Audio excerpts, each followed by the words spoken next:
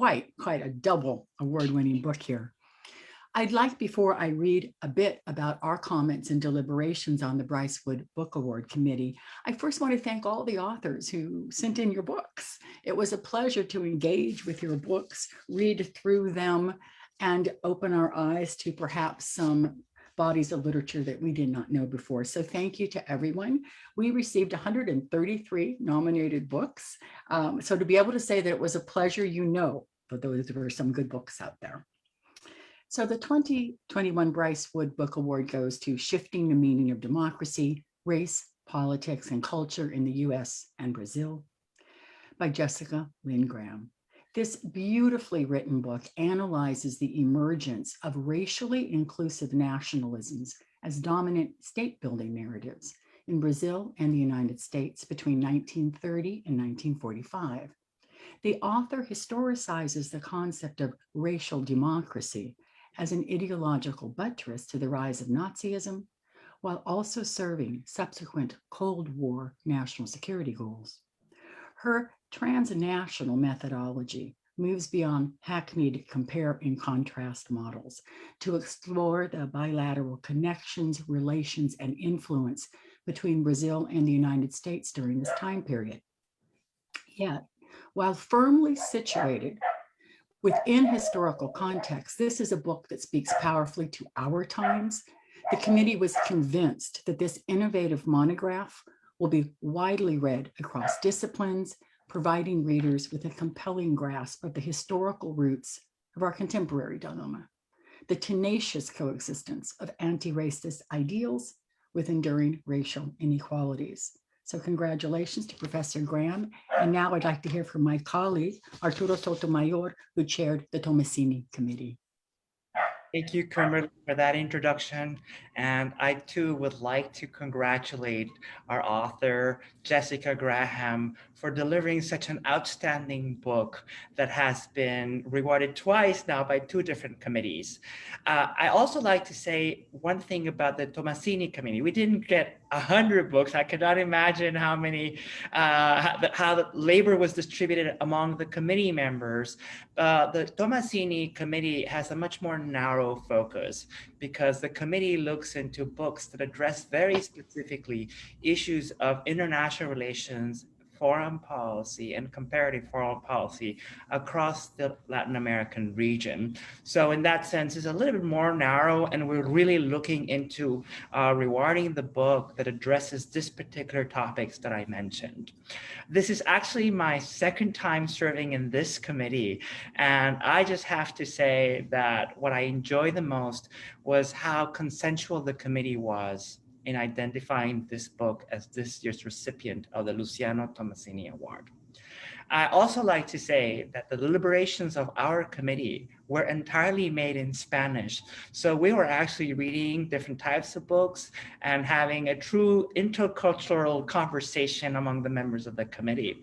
And our report was actually drafted in Spanish. I know that Jessica is perfectly fluent in Portuguese, and I have no doubt that she understands Spanish. I would like to read the report that our committee drafted, and I'll be reading it in Spanish, but I'll do my best to translate the feelings and the perspective of this committee and to tell you why we thought this book was outstanding. So I hope you don't mind if I shift to my native language, Spanish. All right, so la decisión del comité es que el libro Shifting the Meaning of Democracy, Race, Politics, and Culture in the U.S. and Brazil, de la autora Jessica Lynn Graham, es merecedor del premio Luciano Tomassini Latin American International Relations Book Award. El libro cumple con creces los lineamientos establecidos por la asociación. Una obra original y auténtica, excepcionalmente redactada y documentada sobre un tema poco estudiado en la disciplina de las relaciones internacionales latinoamericanas. En opinión del comité, la autora ofrece un marco conceptual innovador para entender el origen del concepto de democracia racial en Brasil y Estados Unidos durante un periodo histórico único que antecedió a la Segunda Guerra Mundial y la Guerra Fría. Para Jessica Lynn Graham, la alianza militar e ideológica forjada entre los dos países más grandes del hemisferio estuvo marcada por factores comunes que incluyen cultura, nacionalismo, raza e ideología política. Es que el libro Graham, alianza militar e ideológica. A través del estudio de narrativas, trabajo de campo y de archivo histórico, el libro reconstruye los hechos que entrelazaron a los dos países aliados con mayor diversidad racial en las Américas.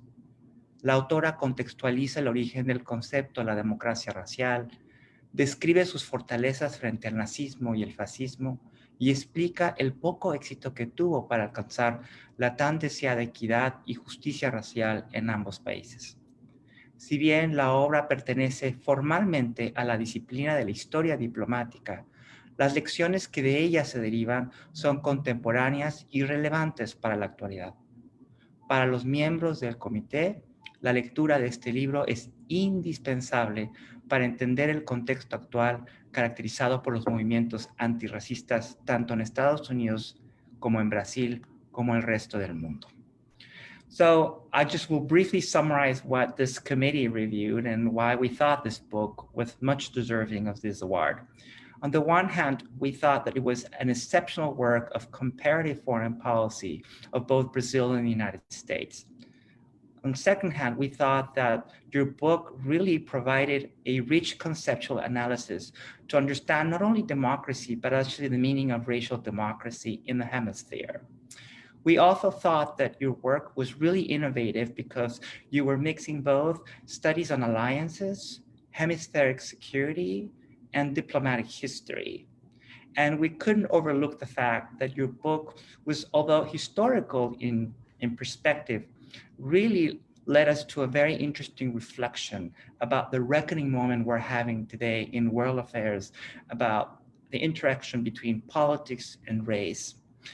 And as I told Jessica, I promised I would buy her book, which I did. And I want to encourage all our readers to buy this wonderful book.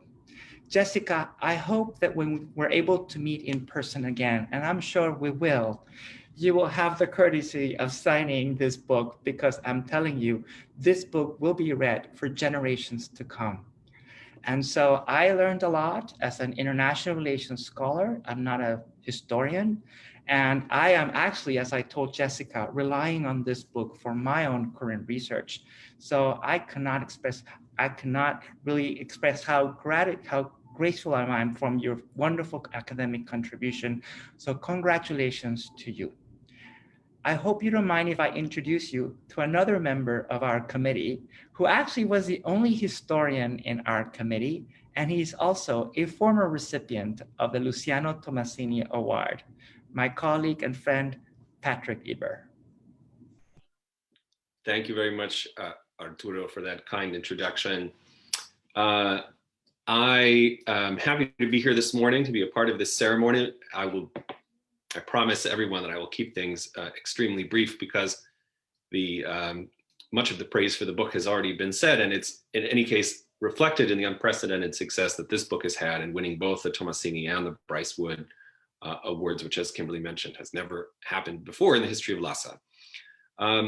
I've been asked to say just a few words as a member of one of these committees, I suppose as a former Tomassini recipient, on what we found remarkable about the book. I hope it's not inappropriate to take a moment to say also that, as Kimberly already mentioned, that there are many fine books doing important work that we enjoyed reading as part of our committee. My view, informed as it is by a sense of historical contingency, is that books that win prizes always deserve them, but not all books that deserve prizes can win them. This book certainly is a book that is worthy of the prizes that it has won. And I believe that this book, Shifting the Meaning of Democracy, is really a triumph in several ways. It's a triumph of research and writing and has a number of unique features. One of them that occurs to me as a historian, and indeed as a historian of cultural diplomacy, is that many of the books in contrast to many of the books on cultural diplomacy, this is a remarkably multidimensional book. It's not only about US-Brazilian relations. It's also about relationships between popular actions and political work that's being done on the ground and the states in those two countries. So there are a lot of arrows pointing in a lot of different directions, which is handled with great skill. Much of the discussion of cultural diplomacy is often tied up with an analysis of the phenomenon of cultural imperialism. And that's not necessarily inappropriate, of course, but it does tend to focus our attention as scholars on the cultural products and projects of hegemonic powers. That's present here, but this book goes beyond that framing in ways that I found really original and generative. This is a book that draws out all the ways in which power often works in surprising ways when you're paying attention, rather than imposing on it a kind of unidirectional model of power. Here we have projects of state representation of race and democracy, shaped by responses to challenges from radical groups, among other dynamics that are identified. And I thought that was really original. Second, one of the things that I love about this work is the way that it shows the surprising institutional foundations of some of the key concepts that continue to influence thinking, such as racial democracy. However, we think about those ideas as scholars and tend now, of course, to historicize these ideas rather than embrace them wholesale. But here, I think we see that not only is this an intellectual project, but it's also a state project mobilized in particular ways, not just within the nation, but also internationally. We think that we live in a free market of ideas, or at least some of us do, but neither markets in good nor ideas work as expected. And this is one of those books that really shows us how that works. The most successful form that an idea can take for propagation, I think, is that it is both plausible and useful to some political or other project, not that it's conceptually airtight.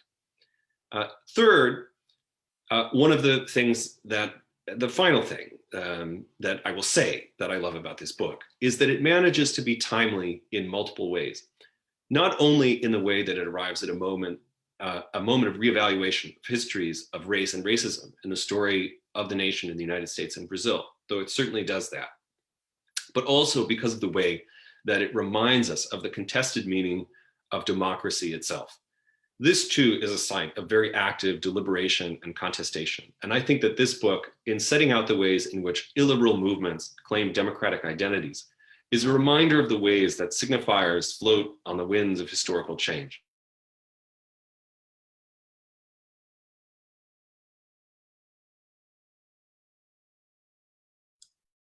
Patrick, I think there's a freeze, correct?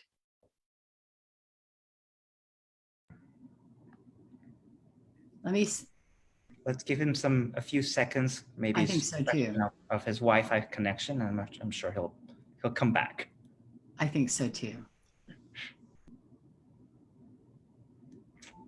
The virtues of online events. Yes, I know. You know, my personal favorite is that meme I'm sure you've all seen, where someone says, it's just like a seance. Patrick, are you there? We feel you. Are you there? Are you with us? It does have that element to it, doesn't it? Well, Patrick, shall we proceed and hope that Patrick will be back with us shortly? I think collectively, these words make very clear that there was tremendous enthusiasm for your book, Jessica.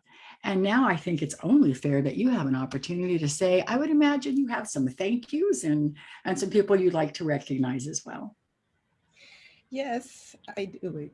Okay, good. I am unmuted. Yes, thank you. Thank you so much for starting, of course, with the three of you, Patrick, Kimberly, and Arturo, for the time, energy, and work you put into chairing or serving on these selection committees, reading so many very valuable and generative contributory books. I know that's a process that, you know, it can be an enjoyable process, but I also know that it is a time-consuming one. And also the work that you put into preparing for this session. Your words about and the takeaways from the book are, you know, so smart and kind and thought-provoking, and also help me to understand my own work in more meaningful ways. And, you know, I may have been the author of this book, but I find that, you know, often what is reflected back to me from other people's assessment allows me to engage with it differently, which is really nice because after so many years of living with this project, sometimes I get kind of sick of it. So it's nice to hear other people talk about it. I also want to thank all the organizers of LASA who have been working tirelessly to pull off this massive event, including Milagros Pereira, Vanessa Chavez, and Gisele Blanco. And I just want to say that I appreciate all that you have and continue to do. And so, yes, obviously, Kimberly, you're right. I am indebted to a huge number of people whose intelligence or acts of kindness and generosity, small and large, left an imprint on this book. These are folks that cheered me on, lifted my spirits, gave me places to sleep when I was conducting research, gave advice, encouraged me, eased my imposter syndrome, provided research assistance, helped me navigate new, difficult, or overwhelming situations, and so much more. I tried to name everyone in my book acknowledgements, and honestly, I was kind of getting anxiety about thinking of, not wanting to go on too long and who to name and not to name. So I thought, well, everyone's mentioned in the book, and I decided not to give specific names here, but just to thank various groups of people instead. So of course, I would first like to thank the Bryce Wood and Luciano Tomassini selection committees, the editors and staff at the University of California Press. And I do want to add, I want to give a pitch for the University of California Press. Kate Marshall, was amazing from day one. And I had a fantastic experience publishing my first book with them. So they come highly recommended. Also, the manuscript readers, blurb writers, and book reviewers, my graduate student assistants, my colleagues and friends at UC San Diego, my academic friends and colleagues at other institutions, mentors, former colleagues and friends at Notre Dame, where I held pre and postdoctoral fellowships, my dissertation co-chairs and committee members, professors I worked with and interacted with, and friends and colleagues from the University of Chicago. Of course, as a historian, we rely so much on archivists and librarians, and I did research at multiple sites, both here and in Brazil. So thank you so much to those people who helped me figure out those archives. And of course, my last but not least is my family. And of course, although I decided not to go through a long list of names today, I do have to mention my parents, Odell and Loretta Graham, who showered me with enough love that I now understand has and will continue to outlive them both, despite the fact that my father is no longer here with us, and my mother suffers from Alzheimer's. So it's because of my sisters, Karen and Cynthia, that I continue to feel the kind of maternal love that normally only parents can give. Finally, my husband, Paulo, is always by my side, giving me the best advice, both solicited and unsolicited, and showing me what unconditional love is. So thank you to all my family and to my husband's family, a Familia Conceição, for everything. And so that's all I wanted to say today. Wonderful.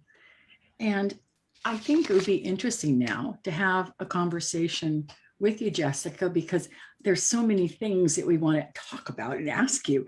And can you tell us perhaps a bit about the genealogy of this clearly impressive transnational project?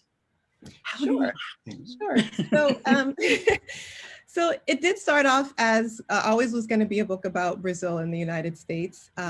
And so I won't go into that story. I originally actually applied to grad school only for US history, but by the time I got there, I had a chance to go to Brazil and work with this Movimento Negro, this Black movement group in a city called São Carlos, which is in the state of São Paulo. And I was actually in Brazil when I found out that I was accepted into the University of Chicago, and I had already decided that I wanted to work on both the US and Brazil. And so the original concept was actually the Brazilian and US states' role in the demarginalization of Black culture. So basically, Black culture moving from the margins to the mainstream or becoming sort of more authentic national culture to some degree. And so for those of you who haven't read the book, think, or if you know something about Brazil or US culture, think about, samba or jazz or other Black musical forms that originally were sort of disparaged by mainstream society and eventually were embraced and again became either mainstream or a part of national authentic culture. And so I plan to look at the way in which the states played a role in that process. And I plan to look at World's Fairs and international expositions originally. And so that project would have been more comparative than transnational. In other words, I wasn't really thinking much at the time about mutual influences and the connections between Brazil and the United States. And really, when I kind of think back at that time, in reality, transnational history was still a relatively emerging field when I worked on my dissertation proposal. I mean, admittedly, it was becoming a more trendy field, but it was still, I would say, in the earlier stages. So particularly a lot of the work at that time about the US and Brazil, the standout projects were more comparative. Again, that we're just kind of comparing phenomena and not necessarily looking for connections. And so ironically, though, despite the fact that I was looking at the state's role in the demarginalization of Black culture, ironically, when I actually finished my dissertation, none of the chapters closely resembled the original idea around culture besides, at that time, what is now chapter 6. And so what happened in the interim was that, one day as we grad students do, I was sitting in Tom Holt's office, who was my co-chair alongside with Dane Borges. And he said to me, you're gonna have to explain why both states moved to embrace Black culture. And so basically what happened was that that question ended up taking an entire dissertation and book to answer. And so, as I said, so the chapter 4 in the book now that deals with the demarginalization of Black culture actually wasn't in the dissertation. And so I think it was at my dissertation proposal that Tom said, what happened to culture? And I remember just thinking, you happened to culture. You asked me this damn question, and I kind of got lost in answering that question. And so there are other things I can share. I don't remember the order of things exactly, but at some point earlier in grad school, I had come across some old US communist periodicals that were littered with the word democracy. And that really stuck with me. At the time, I didn't really know much about communism during this time period. And it was just very clear that there was a strong concerted effort to characterize the movement as democratic, which again, for me at the time, who didn't know much about such literature, I felt was kind of contrary to the way in which it's usually this ideological struggle is discussed, that they're contrary movements. One believes in democracy, one doesn't believe in democracy. So that was something that always stuck with me. And somehow I started to read up on communist racial ideologies as well. I was trying to think how and when that happened and what was the first article or book I read about that, but I don't remember that clearly. But I was first looking at this concept in the United States. And then I began to look to see if there was racial language around democracy, particularly around the policy of self-determination, which the Comintern and communist parties around the world basically upheld between 1928 and 1935, which is referred to as the third period. And so I decided to see if I could also find information about that in Brazil, and I did. And I guess I should say just very quickly here, this was, I think, one of the benefits of working transnationally, because at the time, the historiography typically said the opposite about communism in Brazil. There were little tidbits about them talking about race, but there was a lot said about the fact that communists during the 30s and 40s in Brazil did not look at questions of race and just prioritize class, kind of that typical stereotype of communism. And so the fact that this was transnational and I had found it in the United States and in Comintern generally, that helped me to look for something and find some really great archives and records on this in Brazil. Another impactful moment occurred when I was in the early stages of my graduate career. I don't know if you all remember, gosh, almost 10 years ago now, it was in 2002 when Senate Majority Leader Trent Lott praised Strom Thurmond. It was Strom Thurmond's 100th year birthday anniversary or party in South Carolina. Strom Thurmond had been the senator of South Carolina for a very long time. And the Senate Majority Leader Trent Lott basically gave a tribute to him. And he said something along the lines of, if Strom Thurmond had won that election in 1948, this country wouldn't have the problems that it has today. And so anyone who knows about the election in 1948, Strom Thurmond actually led what's referred to as the Dixiecrat walkout, which is when you had a number of senators leave the Democratic Party over the question of segregation. And he ran on the platform actually of segregation forever, right? And so when Trent Lott said, oh, if he'd won that election, we wouldn't have all these problems, that, you know, clearly led to an uproar. I think it was, to be honest, looking back, maybe one of the first major political scandals that I think was driven by the Internat. I think Strom Thurmond kind of felt like, or Trent Lott felt like he was amongst friends of the small group of people in South Carolina, and then his words ended up being, you know, blasted across the internet, and Trent Lott had to step down shortly thereafter as Senator Majority Leader. And this was in the first couple of years that I was a grad student at University of Chicago, and it just really kind of led to a number of questions for me. You know, partly just, I just thought, why, sort of what happened to a party in the country where people can express that? Obviously, you know, Trent Lott meant what he said. Where is the party where he could express that openly and unabashedly, which had so long existed in our country's history? Why did even the party that, you know, most of us would say is typically more resistant to policies of racial, that deal with racial inequality, why would a leader of that party still feel that he had to kind of toe this line of racial inclusion, at least in terms of his rhetoric? It was seen as so unpatriotic for him to have said that. And I thought that was so interesting to me. And of course, you know, these are similar questions that Brazilians have long grappled with in terms of understanding racial democracy, right? That there is this line that you have to toe often in terms of language and what you say, but not necessarily in what you do, particularly in relation to the state. So it was kind of a moment for me, I think, where I thought, first of all, I thought, well, we're not so different. And then it also helped me to establish the framework of assessing the shift for more racially exclusive nationalisms to racially inclusive ones. And this was a framework that had always been there from the beginning, even when it was a cultural project. So that was there from the early days. Fascinating. I want to make sure that Arturo, Patrick, and perhaps people on chat also have an opportunity to ask questions. So Arturo, Patrick, I'm sure you have questions too.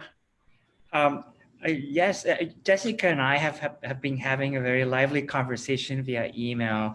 I'm a scholar of security studies and international relations, and I told her that her book really had large implications for those of us who work precisely on alliances, military alliances, and security studies. To my understanding in political science, culture and race has not been a factor in explaining what we call balancing and bandwagoning, when and how states join different types of alliances. And so this book really provides some very interesting insight to start exploring how the issue of culture and identity shapes alliance formation. And I have to be honest, this is something that I had thought about, but I didn't know how to go about in understanding, analyzing, explaining culture and alliance and identity. And I thought that your work was really innovative because not only did you use archival research, but you proved that there was a way in which we could interpret data through beautiful narratives. Your book is actually beautifully written too. And I wonder if you could tell us, what are some of the challenges that you faced in conducting archival research and then in making and interpreting the data and information that you were getting from the archives into this beautiful narrative? Wow, that's a great question. It's a little embarrassing to answer because sometimes I do feel like there was no method to the to the madness. It felt, you know, I mean, in terms of the research, I did a lot of research. A lot of the research I did not make it into the book, especially because at first it was about culture and then it changed. But I really just tried to look for any archives where I could find anything that dealt with these issues, that spoke about democracy in some way, or that spoke about race in the state, or that spoke about culture, that spoke about US and Brazil relations. And I think that in terms of your field, one of the things that occurred is that, you know, because I did try to make the connections, eventually I was more interested in making the connections between the US and Brazil. That led me to government records, you know, that led me to look at State Department records, CIAA records, or the Office of the Coordinating, the Office of the Committee of Inter-American Affairs. And that led me to certain archives because I was looking for those connections often meant that you had to deal with it in terms of the state. And so, but I was still looking for the same kind of material, right? So I was still looking for stuff about democracy or race or communism. And I do think that a lot of that material is there. I think that, I mean, I can't say for sure, obviously, for everyone in your field, but at least from my experience, and maybe just particularly because of the time period I'm looking at and the two countries that I'm looking at, this was something that was prevalent in the archives. And so in terms of organizing it, into making it into a kind of more comprehensive analysis, I think I just try to, it's just that combination of trying to, you know, for each chapter, trying to say something new, you know, that has to do with that specific topic, but then also because I was always trying to connect it to the broader issue of these evolving nationalism, from racial inclusion to racial exclusion, of particularly looking at Black populations, because I was interested in those questions and trying to make that connection. It forced me to look at things that might otherwise not have been about those issues. It kind of made them about those issues, if that makes sense. So it just kind of forced me to do that analytical work to put those different documents and materials in conversation with one another. Patrick, did you want, I want to make sure, and also I'm looking over here in the chat, unless you think I'm what I'm doing over here, just to see if anybody has questions. Would you like to? Sure. Yes. I'd be happy to ask a question, and I apologize. My Zoom has crashed twice now, so as I have frozen, it is not out of fear or any other kind of reaction. That is the nature of the technological experience that we have all had over the last year and a half.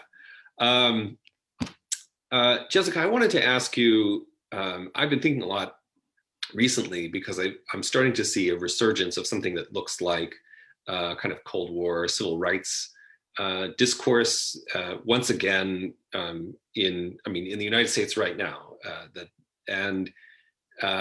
This is an idea that is, for those who aren't familiar, was probably, it was the title of a book by Mary Dudjak that pointed out all the ways in which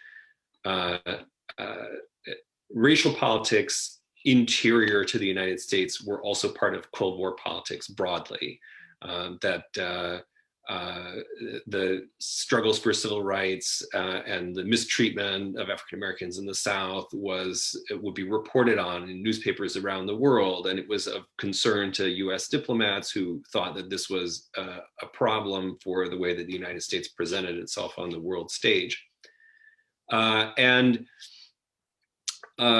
so that this created a certain amount of pressure that it was in the end balanced also by the ways in which the Cold War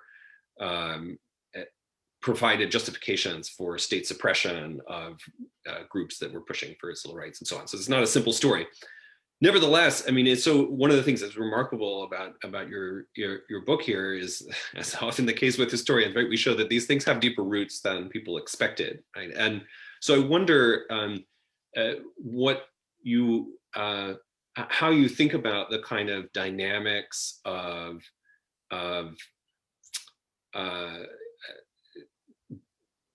this sort of diplomacy around race before the Cold War, and how you think we should think about transitions from one era to the next, or continuities, either from this time or ways that strike you as still being very present in our world today. Yeah, thank you for that question. In terms of thinking about the diplomacy of race during the time period, one of the cases that I emphasize in the book was the Scottsboro boys case in the United States, which was the case in which you had 9 young African-American men and basically be accused of raping 2 white women on a train. That turned out, basically became a large international case because most people believed that it was untrue. And one of the women eventually did say that it was untrue. And it became because the International Labor Defense, which was sort of like the labor branch of the Communist International, and the US-based part of that, which is obviously the CPUSA, because they sort of became the legal representation of these young men, it was able to be kind of broadcast internationally as, the way I kind of talk about in the book, as a scintillating epic, where you have these Black men kind of represent the ways in which they are the victims of bourgeois democracy, and the ways in which communism is constantly standing there to defend their rights and to push for equality. And so this became an international case. I mean, I think for the question, because it actually offers me the opportunity to talk a little bit more about the fact that it wasn't just Brazil that I found, international outrage and organizing against the United States around the Scottsboro case. It was, I remember Latvia, I remember multiple countries. There was this file of all these different nations that are organizing around and protesting around the Scottsboro boys case in order to, that was in a way that was felt to be challenging to US foreign policy makers. So yeah, absolutely, there are roots in it during this time period in which the United States, clearly I don't think this is the time in which the United States reputation for being a country with, to use sort of today's jargon, in which systemic racism was a reality or racial discrimination was prevalent. It didn't start in this period, but I think that this is a useful period in thinking about how it became politicized internationally and how that carried and had incredible impact on the state. And what I talk about a lot in terms of moving into the World War II period is what, this idea of or the reality of institutional memory, the way that the United States and the global diplomats understand that the country does have a problem in most of the world in terms of how it's perceived racially. And so that existed before we really start to kind of make this shift. And as I talk about in the book, the language about what it means to be a political democracy is very much wrapped in ideals of racial inclusion, right? And so as that's happening, the United States understands, again, US policymakers understand very well that this is going to be Achilles' heel for the US government early on. And so I think that there is that institutional memory. I think there is this long-standing desire and tradition for state actors to present the United States racially in very particular ways. And obviously the crisis of the Cold War period, a crisis for the United States, also included the fact that it was a period of decolonization, right? So you have all of these African and Asian countries becoming independent, and they're looking at a country like the United States that's perceived to be racist, right? And so that creates a difficult problems to have diplomacy with these emergent nations during that time period. So every time period has its own particular issues, obviously, that are pressuring the US government and causing it to act in particular ways. But as you say, there are these continuities and understanding that this is a problem in terms of how the United States is perceived. And something actually I share with my students is that recently, I think it was last year, no, not last year, nothing happened last year. I mean, everything happened last year, but I wasn't around anybody. 2 years ago, I was at a friend's house and he was watching TV in France, and they were walking around the streets interviewing people. He explained to us and asking them, what's the most racist country in the United States, and everybody, or in the world, and everyone said the United States, right? So this is a reality, it's a problem, it's an image problem, and sometimes it's just embarrassing, but at other times it has real national security implications as the way in which US policymakers would perceive it, which again causes there to be some sort of action in order to try to correct this image, or in order to try to at least control it in a way that won't be impactful negatively on US foreign policy interests and initiatives.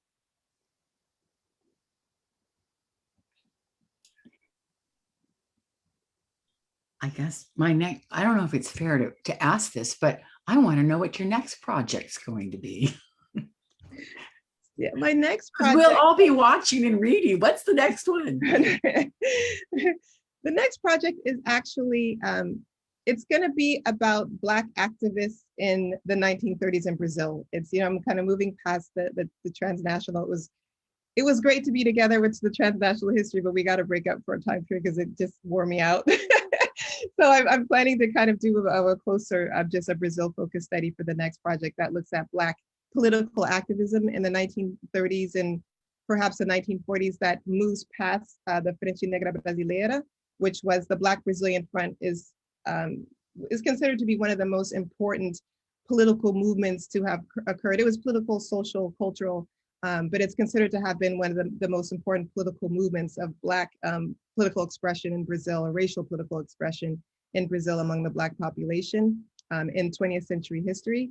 And I feel that often when we think about politics in Brazil in the 1930s, the focus is on this group, but clearly when we're looking at all the ideological polarization that existed between the left and the right, there was a lot that I couldn't get at about the actual involvement of Black people in Brazil, which is it's a large, huge majority population of the country, depending on which statistics you look at. So I think it'll be very important in order to not only understand the global political polarization that was happening, but also how this manifested in Brazil, and also obviously how the Black community responded and helped to move these movements. And I realize we do have a question over here in chat from Antonio. Jessica, you show, can you see? Jessica, Yes. you show the close relations between racial democracy and nationalism, both in the US and in Brazil.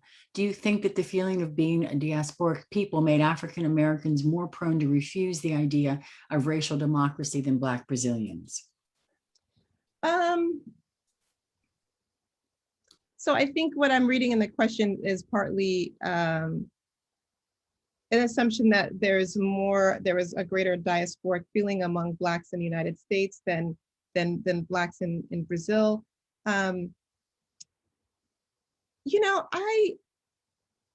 That's a good question. I think that there were a lot of things that happened. I mean, obviously, for those of you who are unfamiliar kind of with the literature on this issue in the United States, there used to be a very prominent theory referred to as the mulatto escape hatch, which was this idea that in Brazil, because race is such a variegated concept, that especially Blackness has multiple levels and degrees to it.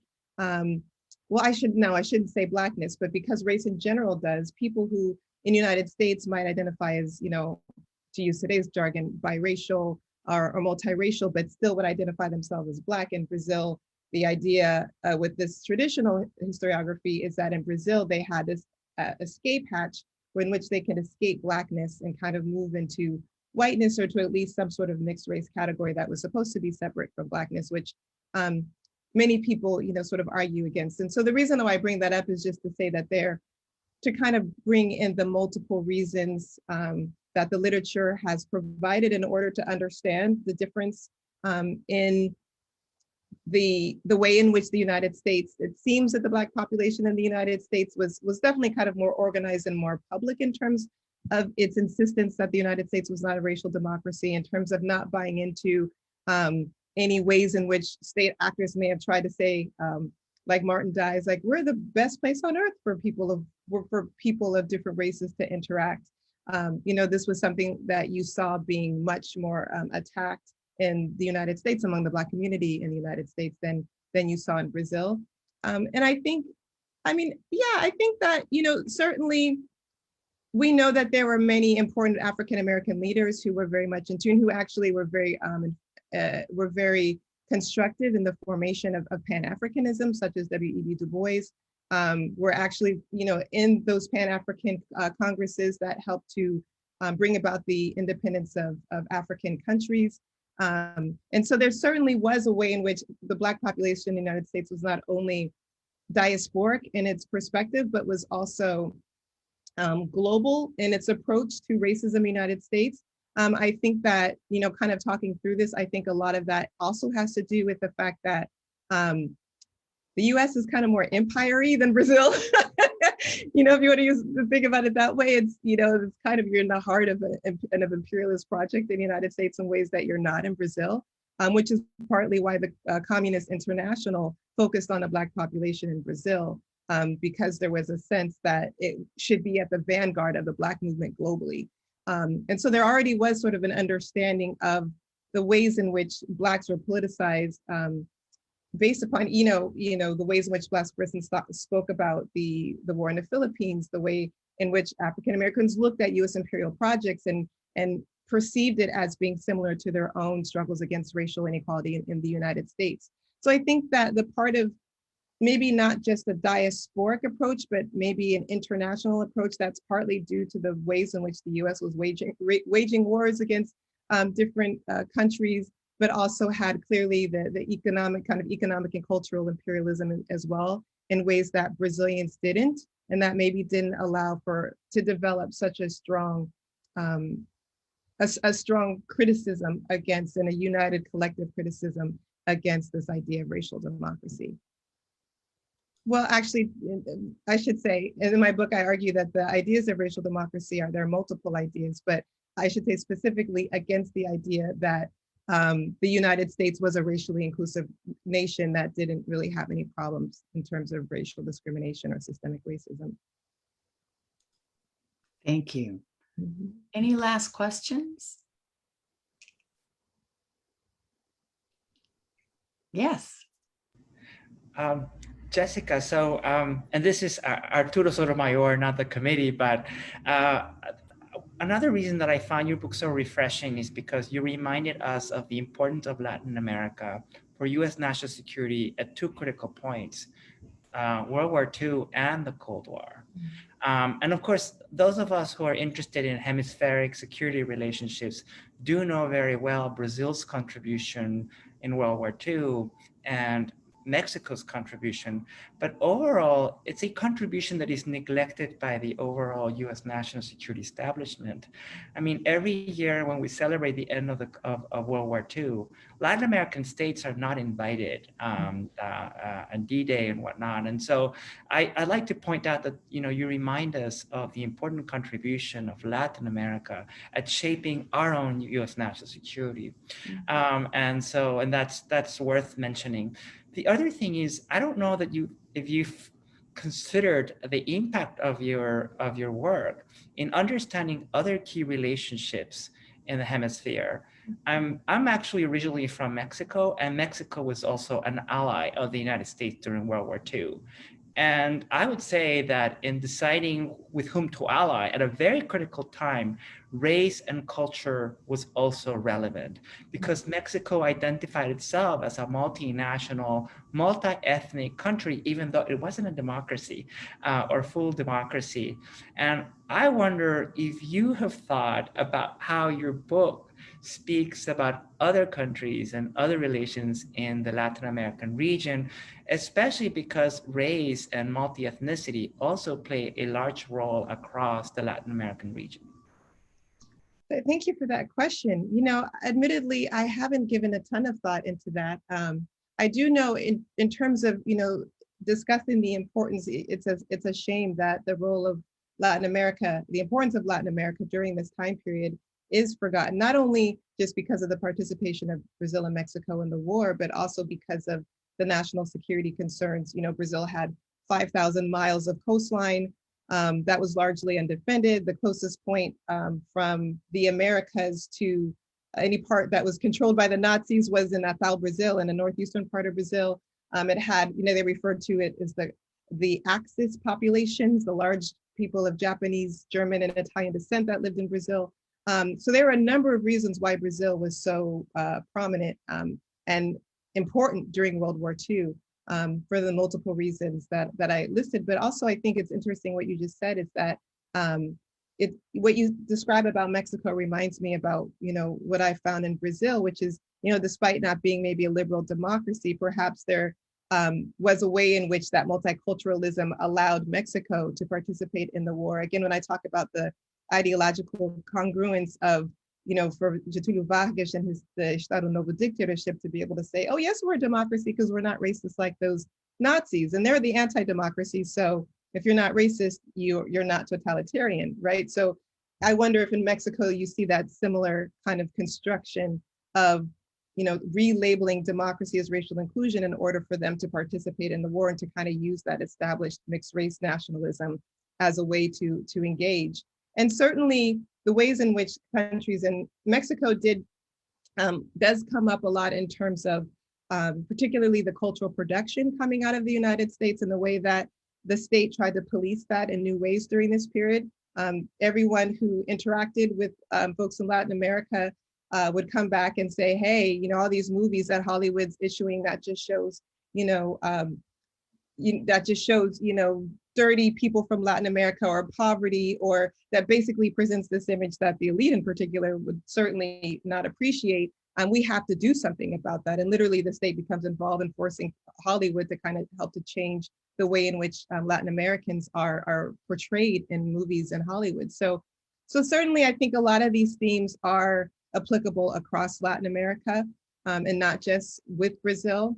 And yeah, I would encourage anyone to look at this more in depth in any Latin American country, especially, I'm a part of this 3-part panel where we're looking at racial democracy across the Americas and the way in which it manifests in unique ways in each country. But most countries do have some sort of, if it's not racial inclusion, an idea of cultural inclusion that's very central to its national identity. And this is definitely a time period where that's really important and has value. It has political value, and it can allow nations to operate in the international community in important ways. So I'm excited to see what you're going to produce and hope that other people do similar work. So any last questions? Well, Jessica, what a pleasure. And what a pleasure to celebrate your wonderful work with you today. Thank you. And I think round of applause. How about that? Thank you, everyone. Thanks. Thank you so much for showing up and for participating. It was for a all the pleasure. great questions. It was a pleasure. Thank you so much. Thanks, all. Congratulations. Bye. Thank you. Ciao. Ciao, ciao. Bye. Ciao.